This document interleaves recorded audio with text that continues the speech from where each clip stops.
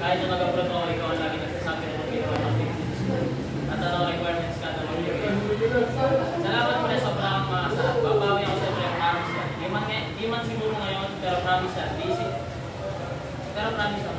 Pati na rin sa team. Salamat. Ay, isingit mo na kasi. Anak ako. Kilala mo na ako. Sino ka?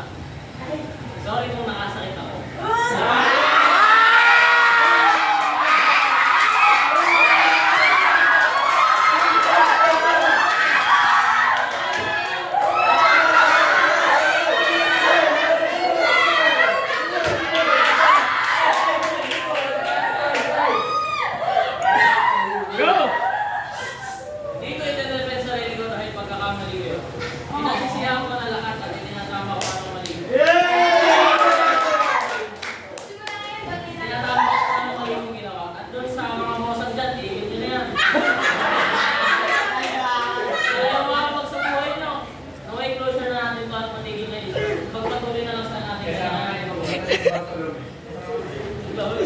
Wala yung meaning ko. Gusto ko lang mag-sorry sa mga taong nagawa ko ng kasalanan.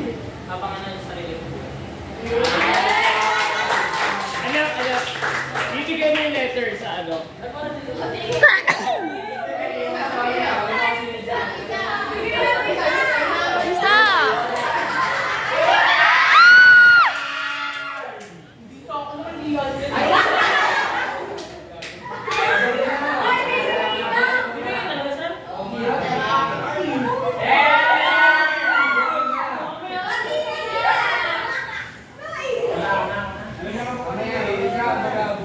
Okay, next po. Next po tayo.